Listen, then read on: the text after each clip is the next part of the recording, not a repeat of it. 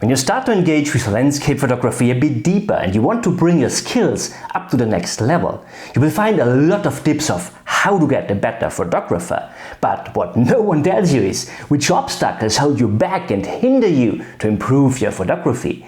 In this video I'm going to reveal 5 bad habits which kept me away for years from getting out amazing photographs. And the best thing is, getting rid of each of these 5 habits brought me up to a next level. So after watching this video, you will bring your landscape photography not to the next level only, you will bring your landscape photography even 5 levels up. And I promise you, it is so easy to change all these things.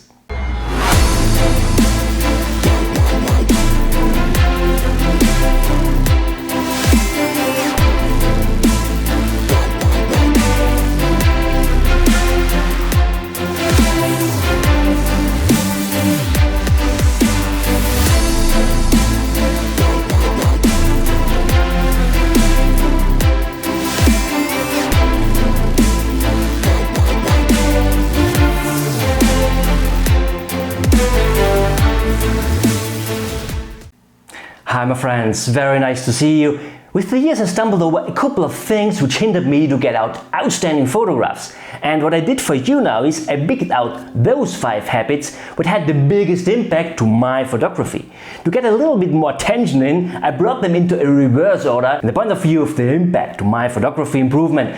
So we will start with the 5th worst habit, and in the end of this video you will find out the worst habit ever.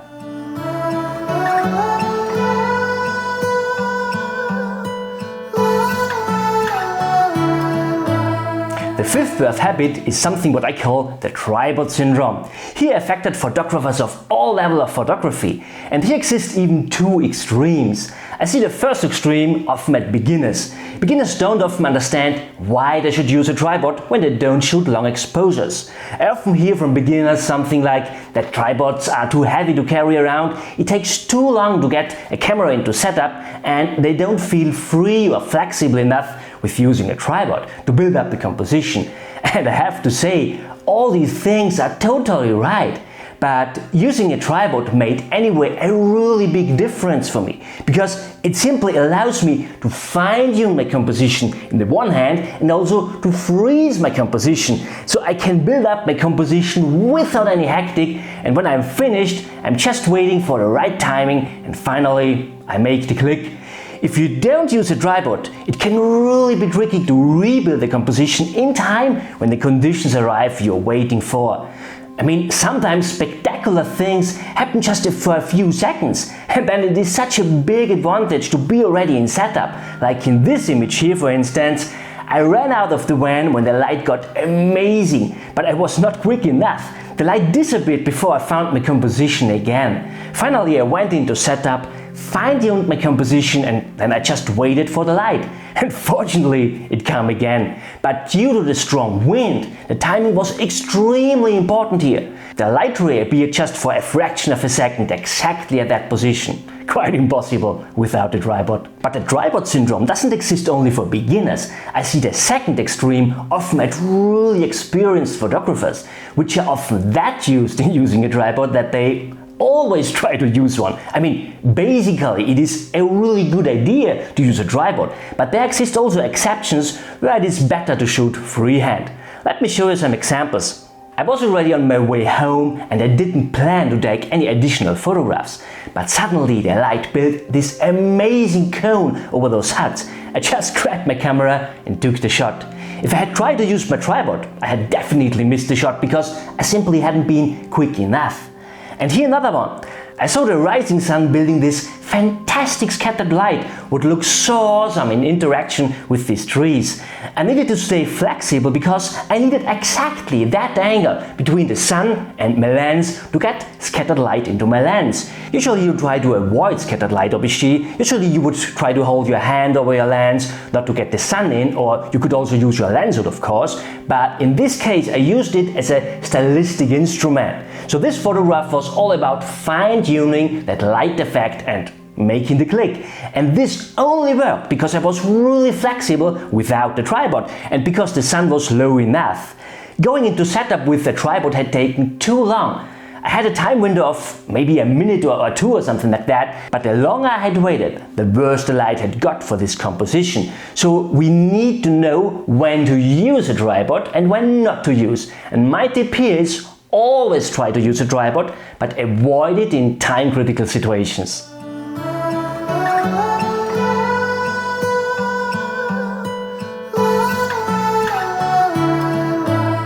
The fourth worst habit is something what I call the snapshot syndrome. It is often to see at beginners, but not only. And what I mean by that is photographers walking around, often already with their cameras in their hand and trying to find anything like, oh, here's something beautiful, click.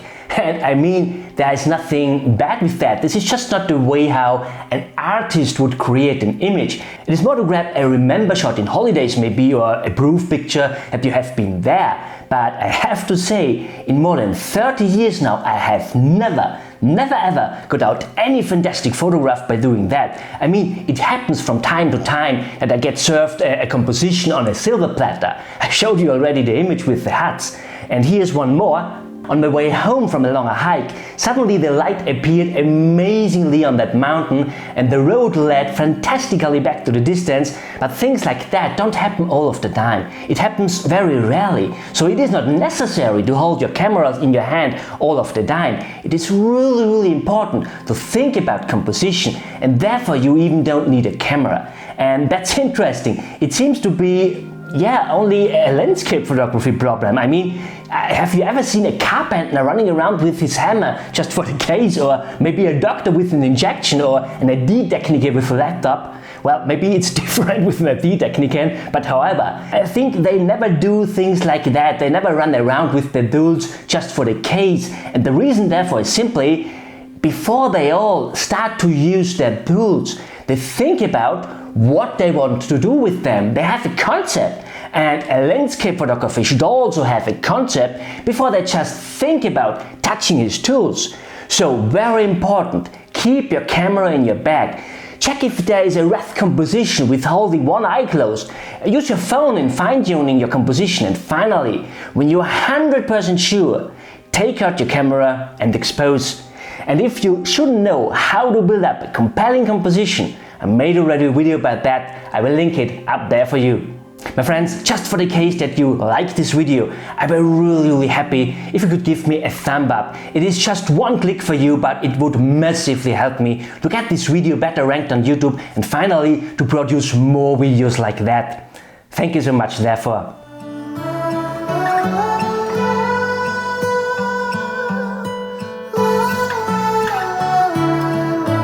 Well, after I got rid of the snapshot syndrome, what really brought my photography to the next level, I stood in front of the next problem, what was quite an extension to that. So, the third worst bad habit that hinders you to get out amazing photographs is what I call the rush syndrome.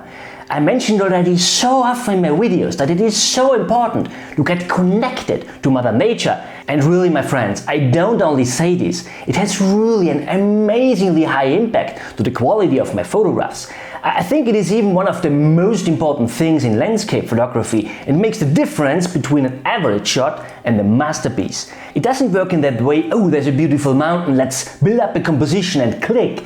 You need to get connected first, and what I mean by that is simply ask yourself what is happening here in this scene. Are there maybe any clouds built behind this mountain, or does it catch the sunlight in a flattering way, or does it maybe interact fantastically with the lake in the foreground or in the midground, or what will happen when the conditions change? How could they change? And most importantly, which kind of emotions does this scene convey to me, and why do I want to photograph this scene at all? It is all about to understand what is happening there and why it is attracting you. And therefore I have to observe, to think 2 or even 3 steps in front. I have to estimate what will happen till I expose.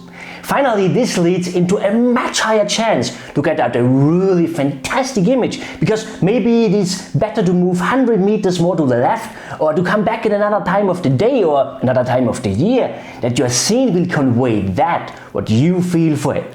this might sound complicated when you've never tried this out before, to be honest, but trust me, it is really much easier than you might think. Just try it out by yourself next time when you're out for landscape photography.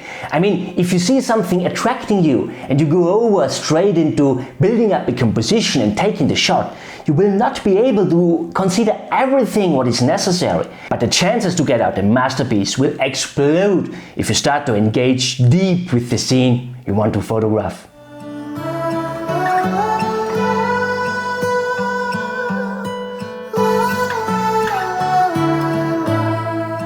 The second worst bad habit that hinders you to get out really strong photographs is something that I changed just, I think, maybe 5 years, something like that. But oh man, I had been so happy if anyone had told me that earlier. I wasted so much time not knowing about this issue. So the second worst bad habit is something that I call the quantity syndrome. And I see this at photographers of each level of photography, also at very experienced ones. Maybe you know this habit from your own experience. Imagine you are out at a fantastic spot. You build up a composition and just expose, but you think maybe it's better to go over there, so let's quickly go over there, let's build up another composition and one more and again and so on and so on.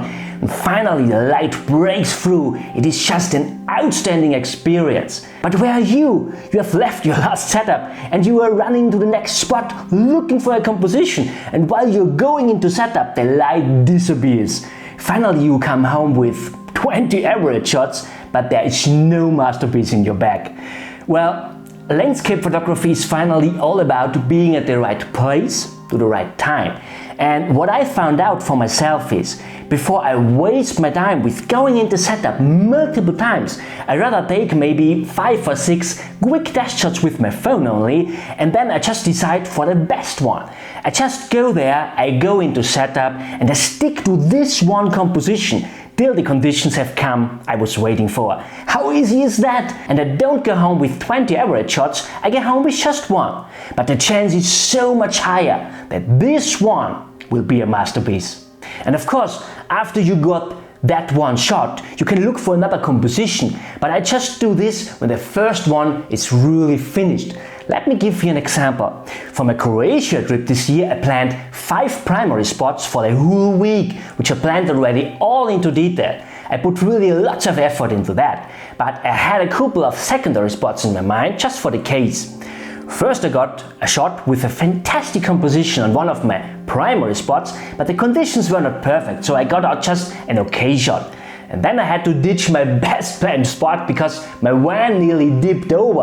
I had no possibility to reach my planned spot, and so I drove to one of my secondary spots, where I got out some great photographs. But on my way home I didn't decide to drive to one more of these 4 other primary spots, which I planned already totally in detail. I got back to that one primary spot where I had already built up a composition where I just needed the right conditions. I knew that the chance was high to get out a really strong image. If I had gone to another spot, the chances had got much lower for a masterpiece. Not impossible, but lower. And I got the shot, and finally I was also pleased with a bonus shot, this amazing banner at Blue Hour. I didn't plan this image, I just knew about the parking possibilities beside the road. But, and that's important, I didn't go there before my primary shot was really finished. Getting rid of this quantity syndrome is so easy. You just have to stick with your primary composition till it got really finished.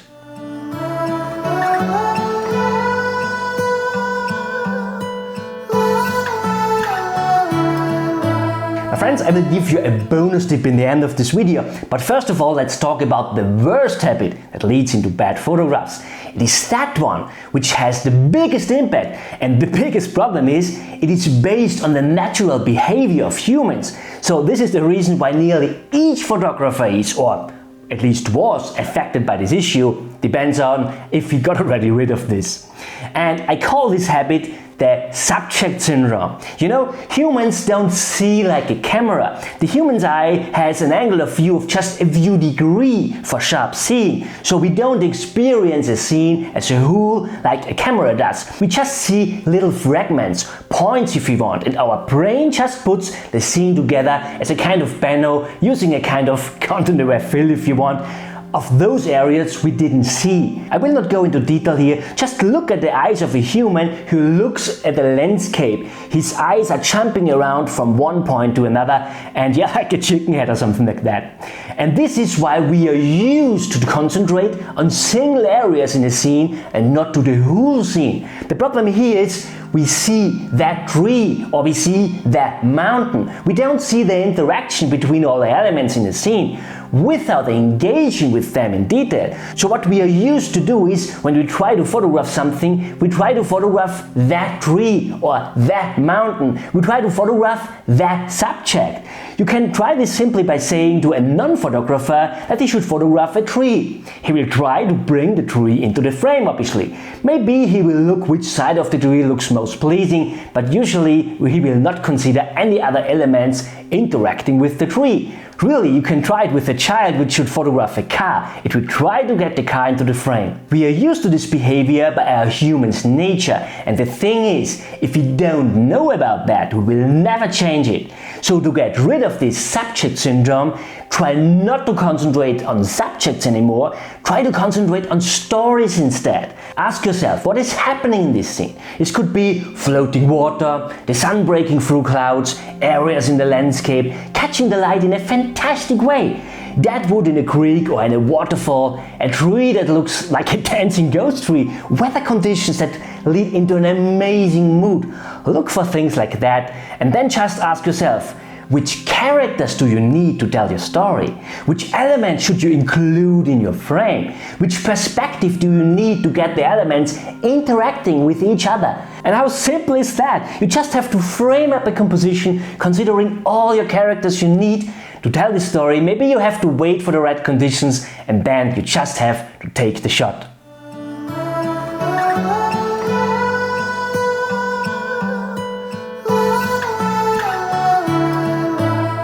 Well, let me give you a bonus tip. Another habit that keeps you back from improving your photography is something what I see more and more in last time, to be honest, when I'm talking with other photographers. People seem not to invest enough time to enjoy their own photographs after they have taken them and processed them. After they got uploaded to Instagram or Facebook or something like that, and after the last comment has arrived, I think that they got quite often forgotten in many cases. So what I do is I always have a couple of prints lying around. I always look at them, enjoy them, and of course I also think about what could I do better next time. I mean, for me, I sell prints. It's maybe a bit easier always to have different prints lying around, but you could at least go through your own photos on your computer several times a week maybe, enjoy them, appreciate them, and engage a bit deeper with the one or other. Trust me and try it, it will make a difference. It is simply the foundation of developing your own style and of improving your photography. My friends, I hope this was useful for you. Give me a thumb up and don't forget about your friends. Share this video with all of your friends on your social networks. Give them also the chance to improve their landscape photography. Thank you so much for watching. See you next time. Bye. I'm the landscape you need to see. You are the artist I'll never be. Stay with me and I have no doubt you'll make a painting that makes you proud.